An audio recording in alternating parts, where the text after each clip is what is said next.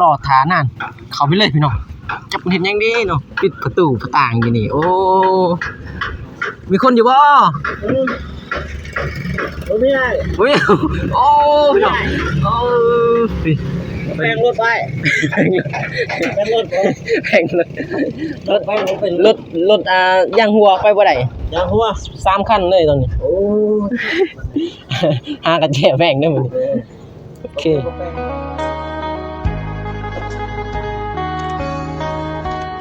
เปิดภาพมาอีกบาดนี้ตอนค่ำๆพี่น้องก็มีข่าวดีอีกพี่น้องเอ้ยทางบ่าวสายมื้อนี้บ่าวโกพี่น้องเพิ่นได้เข้ามาดีใจน้องน้อยแล้วก็น้องไม้ที่ได้รับข่าวดีจากบ่าวโกพี่น้องบ่าวสายก็ดีใจกับน้องๆพี่น้องเอ้ยเพราะว่าทีมงานเฮาได้เข้ามาพร้อมๆกันพี่น้อง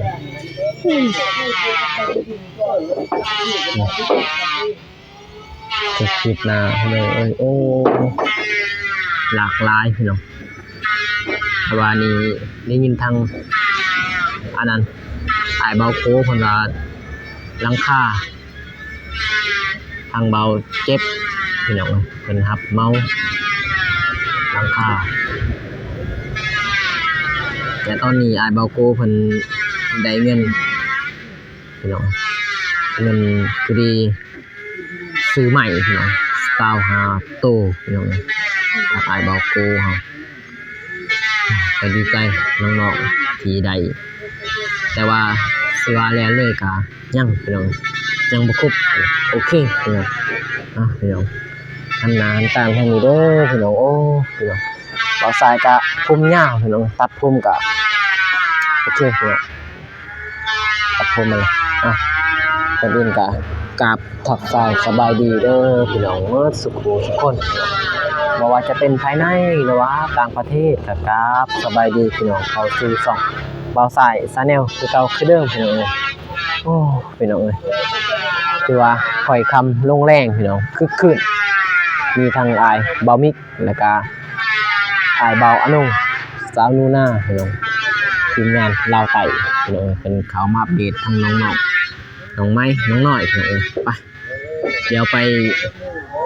ลงทางสร้างพี่น้องตอนค่ำๆคือว่ายังคึกคืนอยู่พี่น้องโอ้พี่น้องโอ้พี่น้องคือว่าสั่งหาคนพี่น้องเขามามันนี่โอ้ไปหาทางอันนี้ทีมงานเขาว่าเป็นเห็นยังพี่น้องไปมาเบิ่งมุมนี้ดิโอ้พี่น้องแดดจากซองแน่พี่น้องเอ้ยโอ้ยทีมงานสร้างพี่น้องบ่ใส่ว่าขึ้นไปซอยพี่น้องแต่ว่าหาทางขึ้นบ่อยากเป็นพี่น้องยังทางขึ้นไปเบิ่งข้างบนบ่มีบันไดพี่น้องจักสิขึ้นแนวใดขอโทษขออภัยเลยแต่ว่ายืนใหม่ยืนลุมได้อยู่พี่น้องก็ยังบ่ได้ขึ้นไปถึง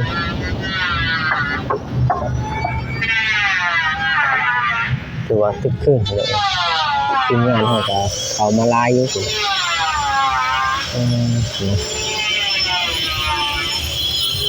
ยานใหม่ตกใส่หัวอีกหน่อยสางอยู่เพิ่งสูงอยู่เลย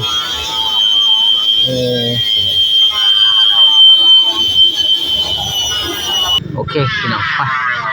ไปเบิ่งทางสร้างเพิ่นกบใหม่กันโอ้เจ๋งเลย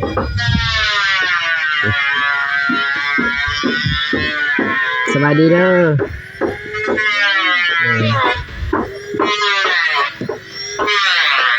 โอ้ยังเล่นสบายดีไหนทางงายเบาโก้เพิ่นเอาเข้ามาพี่น้องเลยเศร้าหาแต่ว่าเพิ่นแถมมา26พี่น้องโอ้ ยังไงปีนบ่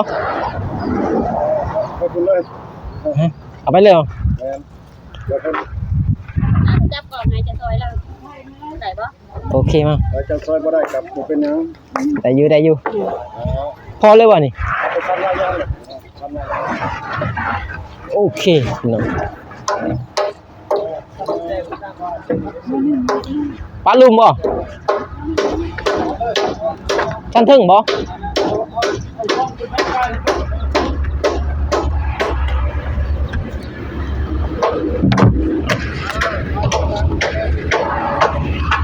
โอเคพี่น้อง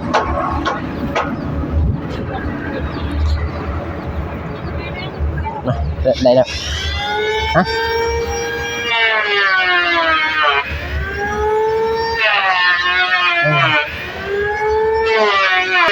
เอ้ยพี่น้องสร้างให้กบอีกเดียวมาย่อต่อสวัสดีเด้อน้องไม้เป็นยังวันนั้นครับ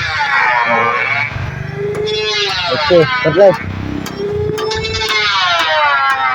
คำเหนื่อยนะน้อง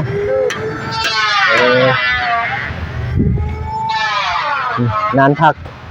น้องไม้นานพักน้องไม้มานี่คืนนี้ว่านแล้วบ่ว่านแล้ว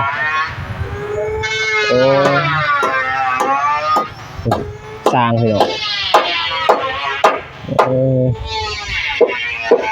สร้างอยู่หลังคาน้องไม้กดขนาดเลยโอเคทำเลย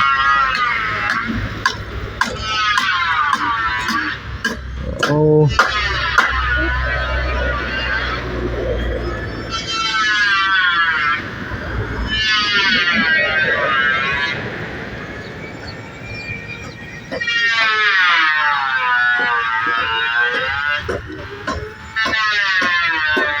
นี่มักแต่งบ่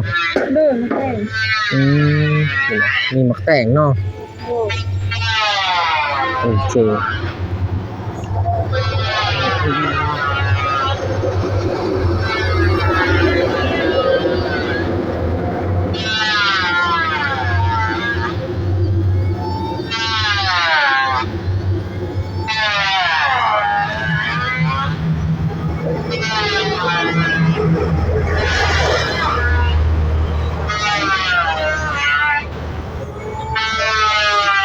อัปเดตทางน้องไม้เนาะน้องเพิ่น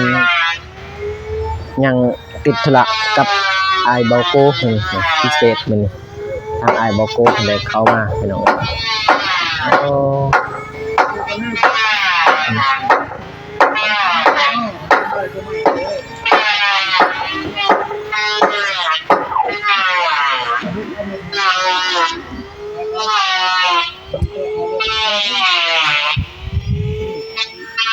น้องไม้หดขนาดพี่น้องตอนแรงๆตอนเช้าบ่าวใส่เข้ามาแล้วพี่น้องแต่ว่าบ่เจอเพิ่นไปเวียกอยู่ จนลานี่แล้วก็ติดเวียกแน่เลยเพิ่นมาตอนแรงเนาะเพิ่นก็เข้ามาหดขนาดพี่น้องเอ้ยนี่เก็บหมักทั่วหมักแตงนานพักพี่น้อง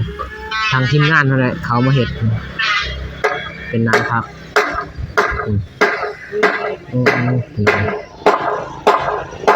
ดูว่างามเลยครับ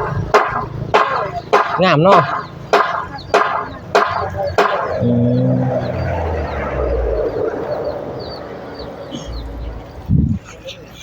สดขนาดเนาะก็ได้ไปเวียกเนาะมันนี่ไม่ได้ไปอ่ะยันไม่ได้ยินรอติดโอเคเอาไม้รถขนาดพี่น้องเลยแต่ว่าน้องหน่อยยังอยู่ไหน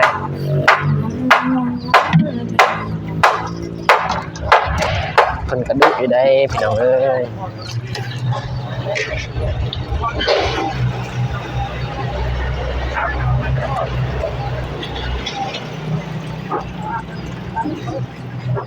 สวัสดีเด้อ สบายดีน้องหน่อยโอ้ขึ้นยังขึ้นแต่ยังอยู่ใหญ่ไปยิงช่องไล่คือไว้พุดแต่ว่าตอนนี้ยังให้น้องรถก่อน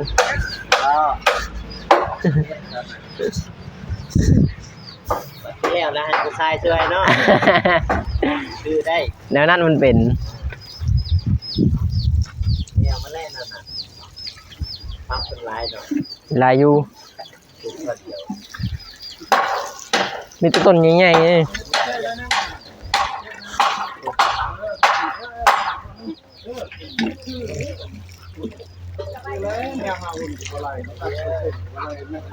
ไปก็ได้นี่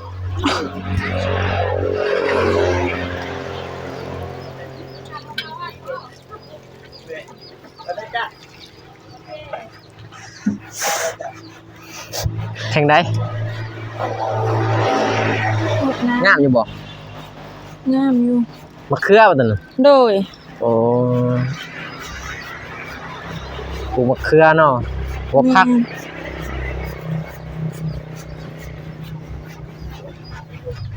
โอเคพี่น้องให้น้องเพิ่นฮดขนาดนั้นก่อนเดี๋ยวว่าใส่ออกไปหาอันนั้น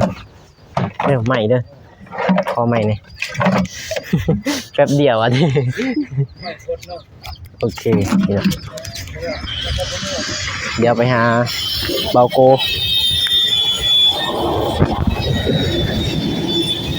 เดี๋ยวมาฮดสวยเด้อโอเคพี่น้องพี่น้องเลยถือว่าบรรยากาศย่ำแรงๆพี่น้องนี่ปั๊มน้ำมันปตทพี่น้องเอ้ยปั๊มน้ำมันปตทนี่ก็คือนะบ้านของน้องน้อยพี่น้องเลยโอ้คือว่าติดอยู่แคมทางเลยรถแล่นมาจุ้ยเลยกลายทางมาพี่น้องเอ้ยมีคนอยู่เฮือนอยู่บ่นี่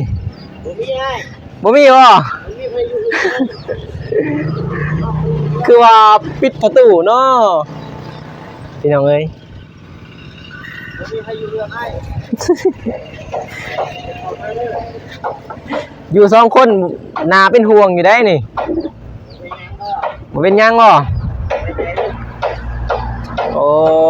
พี่น้องคนอยู่ข้างในพี่น้อง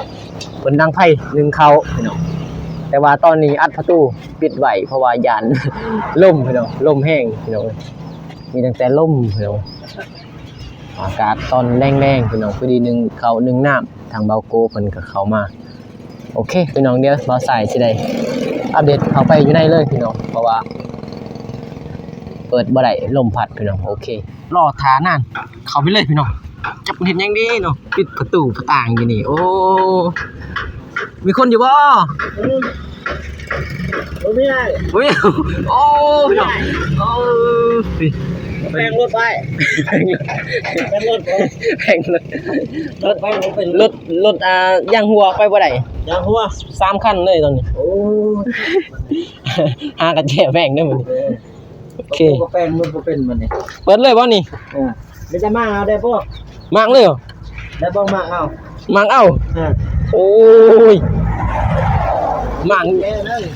อย่าน็อตบ่ครบแล้วมาก มาได้อยู่ทันใส่แปลงมาได้มามือได้ เพิ่นเดียวโอ้พี่น้องเอ้ยยังคือเก่าเนาะอยู่นี่เนาะ เรา เก่า คือเขาคือเดิม เฮ็ดยังนี่สวัสดีครับเด้อ ไว้พี่น้องเอ้ย โอ้ จะสิปินหน้าจะสิปินหลังแล้วบัดนี้นี่เข้ามาในมิติ โอเค พี่ โอเคพี่น้องสวัสดีเด้อบ่ สวัสดีบ่าวสาวยืนใกล้ๆแล้วนั่นผู้สาวหนึ่งเข่านั่นนะ พี่น้อง น้องหน่อยหนึงเขาต้อนรับอ้ายเบาโก้พี่น้อง น้อง โดน บ่เป็นน้องไม้บ่ น้อยเล่น นั่นบ่ ๆโอ้ยลืมแล้ว ทีมแล้ว ต่างกันเลย หายได้เด้อ จี้ใส่รถ ใส่เลยแล้วเนาะ ตอนโอกาสเบาโก้สิเขามาพี่น้องเอ้ย ต้นเสือ ปีหนึ่งเลยพอดีปีหนึ่งเนาะ ปีแล้วเฮ้ย 2 ปี ปีเลย2 ปีปีหนึงเลยนี่ ตั้งแต่ปีก่ายว่ะ ปีกายตั้งแต่ปี2025นี่ปี2026เลย ปี2026เปิด แล้วบ่เซาผักทำไม ยัง2-3นานพอดีทางเอ่ยเพิ่นสิอัปเดตต่อ อ๋อ หรือว่าใส่ขึ้นมานี่ ดีแล้วซั่นน่ะ เลยทางเอ่ยนูนาเพิ่นว่าอัปเดตต่ออีกเลยบ่ใส่ขึ้นมานี้มาเบาโก้กับน้องหน่อยเห็นว่าปิดประตูห่วย อยู่เฮือนก็ เลยเป็นห่วง อยู่เฮือนก็บ่ได้นึ่งได้ข้าวได้ แม่เนาะ แม่นนะมีแต่ใส่น้องอันหนึงข้าว เยือนมื้อเช้านี่เดี๋ยวเฮ็ดเอง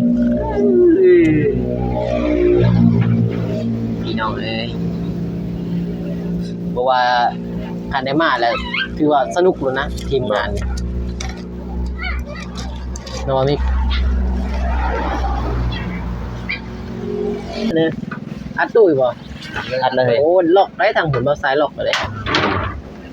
น้องน้อยจัดการคันบ่อัดมันนั่นน่ะพี่น้องเอ้ย ลมมันพัด ลมมันพัดเพราะว่าลมมันคือใส่กับไฟนี่เลย ก็ยังดีอยู่4คน เนาะ ฮะ ก็ยังดีอยู่4คน นี่หาอีถึงเนี่ย มีบ่ ยังมีได้หั่นไหนน้องทิพย์ น้องทิพย์บ่อยู่ถึง น้องพิ จันทร์เหรอ ทิพย์พระยังไง คือได้ น้องทิพย์พระชุดา เป็นยังเนาะ ท่าน น้อง เทวดาลงมาหน่อยค่ะ เป็นหยัง ท่านพระอินทร์คะ เบาพอได้ม่วนได้หัวเนาะเดี๋ยวบ่ได้หยอกกัน นั่งทิพย์พระชุดา เชิญลงมาได้ไหมคะยืดถึงไม่ได้เราเนี่ย อยู่ถึงอยู่ พอเป็นเนี่ยทองสัตว์เนี่ย มันเป็นช่องสั้นพี่น้องนี่มีสั้นลุ่มนี่พี่น้องอยู่สั้นลุ่มเนาะลุ่มสั้นเทิง วันยังหนูวันนี้ข้านพุดโดย บ่ได้ขายเลขบ่เฮ้ยยังไงเนาะบ่มีพายุเด้ออยู่ในเด้อ อยู่นะ บ่มีเด้อ ฮะ ให้เป็นวันที่มาหลังไว้เนาะ ไว้โอ้จังให้เก็บดีโอเค ขอความสิดีเลย สิยืนให้เลย โอเคเดี๋ยวแป๊บใจเย็น ใจะเย็นตี ใจเย็น ใจร้อนตี ล็อกก่อนโอเคอัดประตูตีแมวพอ บ่ละว่าแม่นบ่ได้เนาะ เอานี่แห่งไรนี่ท่าเก็บ ไปข้างแม่บ่พอ ฮะ คือเราก็ถูกไปข้างนี้ ล็อกแล้วเฮ้ยยัน เข้าจะซ้อมบ่นี่ พอ4 คน ไปดีน้องหน่อยสบายดี 4 คนไปโอเคละสวัสดีครับ ขอโกนึงเขา พอบ่อัดยันไฟมัน สวัสดีเด้อ ไปดี ไปดูหน้า ว้า โอเคพี่น้องเจอ3กล้องมื้อนี้พี่น้องเอ้ย จด อยู่เฮือนนี่บ่ได้เฮ็ดได้นั่นนี่เด้ แม่นบ่ มันสิอยู่นี่ได้เฮ็ด บ้าจด พิเศษนั่นนี่นะ พิเศษคักเนาะมื้อนี้เนาะ จักฟื้นก็ซ้ำนี่แหละ บ่โกลูกเป็นเด้ ไปคักเนาะโอเคอยู่บ่ โอเคอยู่จังสีนี่ส้ม FC รอคอยเนาะ น่า มาถ่ายบ่มี รอคอยมานานมานึงเขาให้เลยนะ มาดนมาปุ๊บกันนึงเอาปรับเนาะ ปีหนึ่ง ปีหนึ่งบ่เห็นมา ปีหนึ่งแล้วบ่ ตั้ง ได้ แต่ มา ปี2025จนถึง2026 จังซี่ ต้องจังซี่เนาะ บ่โกเนาะ โอเคซะนะไปแล้วไฟค่อยมันสิหมดแล้ว ไปก็สิหมดเลยได้นี่มัน จนนั้นเขามันสิบ่สุกเลย ต้องได้ปิดประตูมัน แม่นเลย ปิดประตูนึงเขาว่านี่ เดี๋ยวเอาปลาตัวนั้น อ๋อ ปลาตัวน่ะเอาปลาตัวนั้นมานี่ตัวนี้มันใหญ่โพดเอาตัวนี้ไปลากเด้อ เปลี่ยนตาเนาะ แม่นดีโอเค เอ้ยบ่โกไป โดยไปเฮาสิหมด ไป เลย ไว้2คนก่อนพี่น้องเอ้ย อันละเด้อมื้อนี้ แอดเลย ตีแมวก่อนอยู่ไหนนี่ ดูสิ ยันแม่อย่าตีหนูก่อน ได้คักจะเนาะน้องไหม เกือบเอ้ย มา างไฟมีหัวได้บ่ไฟแห้ง มันเป็นหยัง ก็ รุ่นนี้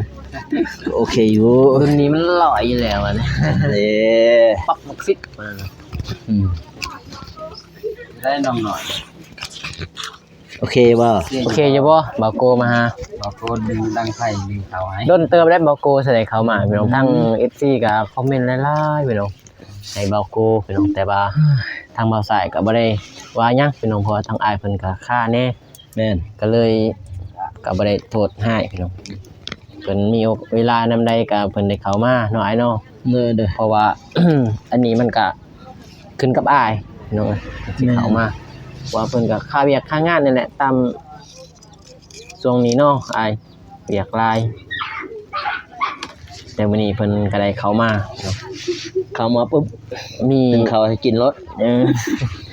เข้ามาปุ๊บมีโศกให้ทั้งน้องหน่อยเด้ เนาะ มีโซ โศกปั๊บ มีโศกปั๊บโหลด โศกน้องน้อยว่าซั่น โศกน้องหน่อย ไม้นะพี่น้อยมื้ออื่นก็ถ้าได้มาก็สิกบไม้อะเป็นนะทุกหลังข่อยกบเบัด พอดีแล้ว เฮือนน้องเดิม โอ้ ข่อยก็กบเฮือนน้องซาลี่ข่อยก็กบ นี่ เฮือนน้องกระเดยนี่น่าจะบ่ได้กบเพื่อนน้องกระเดย เดี๋ยว เพราะว่าช่วงนั้นบ่ได้สู่เขามีแต่ว่ามีแต่เข้าไปเฮ็ดห้องน้ำ โอ้โซนห้องน้ำเนาะ แม่นแต่ว่าสร้างเพิ่นเฮ็ดแล้วเป็นน้องซาลี่ก็กบข่อยกบไม้กับตอก FC ก็เห็นอยู่เนาะรุ่นเบิกพุ่นแหละข่อยอยู่กับน้องซาลี่ลุมปั๊มไม้รุ่นยังพุ่นแหละทั้งแก่ทั้งหยัง บ่นาวบ่นางไก่นางพิงไผ่เลย นี่มากินไฟเลย นาวเนี่ยไปไก่ ก็มันจับบ่มัน หมุมเฮาบ่ แม่นบ่อ๋อ โอเคทางนี้ได้อยู่ เห็นบ่มันบ่ เลยโอเคพี่น้อง อืม ดนเทื่อพี่น้องเอ้ยสิได้เข้ามาเพราะว่าเมื่อวานนี้ก็ไปเมืองละจึ้งเนาะ แม่นหนาว โอ้ยหนาวเฮ้ย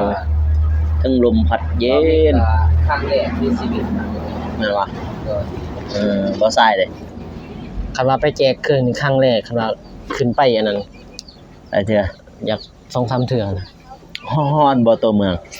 จะเคย ตัว ไป เมืองนี่ครั้งหนึง ครั้งหนึง ล่าสุดเลยตัวเมือง อ๋อครั้งล่าง 2-3มื้อเลย อ๋อ อันนั้นครั้งแรกผมบ่มี คนตกบ่ตอนจะเมืองตกบ่ เมื่อฮอดปึ๊บพ้นเช้าแล้ว อืม เมื่อพอดีพ้นเช้าเลย อืม ประมาณ 2-3 โมง โอเคเนาะ คือเห็นจังซี่นี่ตอนนี้นี่แดดทางดักจึงนี่บอกว่าฝนมันจุกกลุ่มเพราะว่าผู้มันสูงเบื้องนั้นจากน้ำทะเล132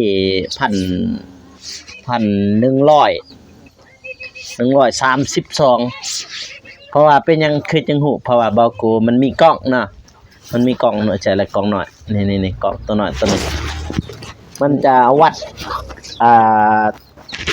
มันมีวัดแขกเลยนี่ ความสูงเหรอ แม่นความสูงน้ำทะเล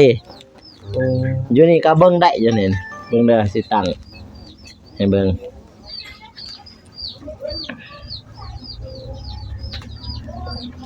เบิ่งไผหมอเด้อ แต่ว่าได้อยู่ลูก อะไร เลย หมอน้ ซ้ำค่อยๆก็ได้มันแห้งยานมันไหมขวด ำเพราะว่า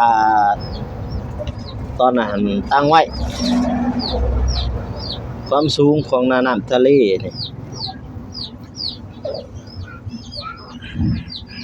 ยังบ่ทันขึ้นไปตลอดก็ได้เบิ่งไว้ได้ตั้งไว้ โดย จากพุ่งว่ามองหาถ่ายรูปนั่นแหละ แล้วก็ขึ้นไปเลยฮอดพุ่นฮอดตัวเมืองดักจึงพุ่น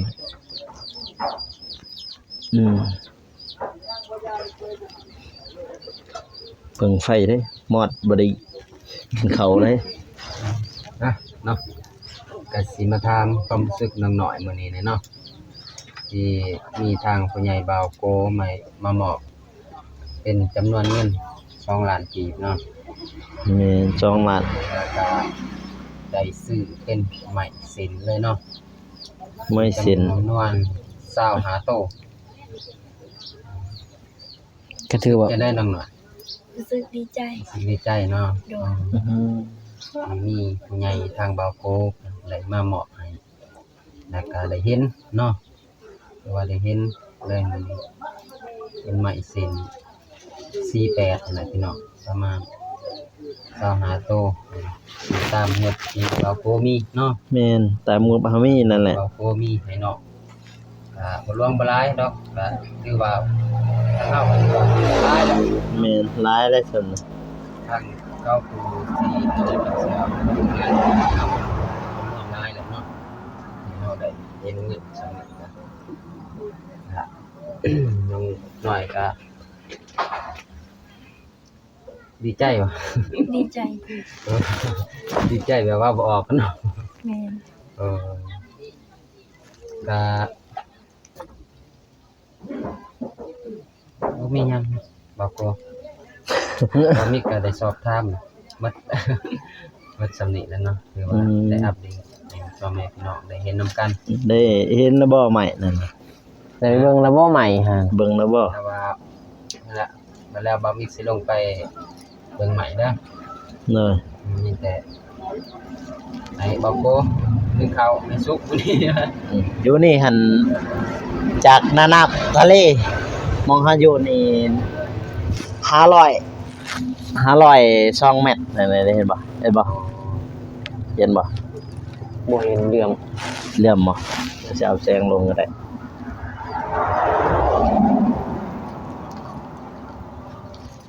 นี่ตัวนี้เห็นบ่จำใส่ได้ติ500 เมตร บ่อยากเห็นปานใดเนาะคงคอยคือว่าอยากเห็นโอเค เห็นบ่ 500 502 เมตรจากหน้าน้ำทะเลได้อยู่นี่เลยขึ้นไปมันก็ขึ้นสูงขึ้นปากช่องประมาณปากช่องน่าจะสูงกว่าโอเคพี่น้องก็คือได้ยินข่าวว่าทางผู้ใหญ่เพิ่นอันนั้นฝากเงินมาซื้อหยัง เพิ่นฝากมาตั้งแต่ทิศหลังนี่แล้ว หลัง แม่นก็เลยมาเอาแล้วก็มาซื้อไม้ โดย จะมีเพิ่นให้ซื้อสังกะสีเด้ โอ้ เพิ่นให้ซื้อสังกะสีสมทบซื้อสังกะสีแต่ว่าสังกะสีนั้นได้ยินบ่เจ็บเพิ่นว่าก็มีผู้ใหญ่ทางเพิ่นรับแล้ว โดย ที่เหลือก็แม่นว่าที่ใดมันบ่พอก็ให้เบาโกซื้อตัวนั้น โดย ก็ยังหลายเนาะพี่น้องเนาะแต่ว่าเอาตัวสำคัญก่อนสำคัญก็แม่นว่าไม่48นั่นพี่น้อง G7 แม่น48ถึกอยู่ตัวหนึงก็80บ่ 80,000แต่ถึกอยู่25แต่ว่าสร้างเพิ่นมาตืมแบบเพิ่นฮู้จักกันในกับพ่อน้องน้อยนั่นน่ะเพิ่นมาตืมพอดีตืมตัวหนึงดอกพอดีเป็น26พี่น้องเอ้ยมันก็ประมาณนั้นก็เงินก็ได้ซื้อแล้วพี่น้องที่เหลือก็แม่นคอยอัปเดตช่วยกันพี่น้องเนาะ โดย ทางบ่าวมิกบ่าวทรายบ่าวอนงบ่าวโกดก็ช่วยกันนั่นแหละพี่น้อง โดยโอเคมีแต่ขอบใจเด้อดีใจทางน้องน้อยดีใจมาก ขอบใจกัน ขอบใจหลายๆโอเคมีแต่จบคลิปเลยไปนำกันดีใจทางน้องน้อยเพิ่นได้ คลิปคือกันเลยพี่น้องเอ้ย โดย มันหนาวเด้เด็กบ่ได้ โอเคพี่น้องพร้อมหน้าพร้อมตาจะได้จบคลิปพี่น้องไปนำกันก่อนอื่นก็ขอบใจเด้อทางพ่อใหญ่อันนั้นทางอ้ายโกที่สมทบใหม่ให้กับน้องน้อยก็ขอบใจบ่าวสารที่ดีใจกับน้องน้อยคลิปนี้บ่มีหยังหลายพี่น้องทางทีมงานบ่าวโกแล้วก็ทีมงานบ่าวมิกแล้วก็อ้ายอนุก็สิได้จบคลิปแม่นสิได้กลับบ้านเนาะบ่คง สิได้ลาแล้ว โดยเดี๋ยวมื้อ ได้ นี้ ขอตัวลาก่อนเลยพี่น้อง มาใหม่เนาะ มื้อหน้ามันเนาะมีโอกาสยามดีก็จึงมาเยี่ยมคือเก่าพี่น้องเนาะ โดย ถ้ามีบ่หรือว่าบ่มีงบเป็นหยังมื้ออื่นถ้าได้มาก็สิได้เห็นก็สิได้อัปเดตให้พ่อแม่พี่น้องเพิ่นได้เบิ่งนั่นแหละพี่น้องเอ้ยเนาะ โดย บัดนี้ก็ทางเปาโกแล้วก็ทีมงานแล้วก็ซะน้อยพี่น้องก็สิได้ขอตัวลาก่อนพี่น้องเนาะก็อย่าลืมฝากกดไลค์กดติดตามทางช่อง บ่าวชายนี่เด้อพี่น้องเด้อเพื่อเป็นกำลังใจแล้วก็ทีมงานเนาะพี่น้องเนาะ โดย ก็ประมาณนั้นพี่น้อง โอเคพี่น้อง บ่าวชายจบเลย เอ้าคลิปนี้ขอกล่าวคำว่าบ่แม่นพอกัน พอกันใหม่คลิปหน้าเด้อพี่น้องคลิปนี้ขอกล่าวคำว่าสบายดี สบายดี พี่น้องบ๊าย พี่น้อง บายทีมงาน บ๊ายบาย โอเค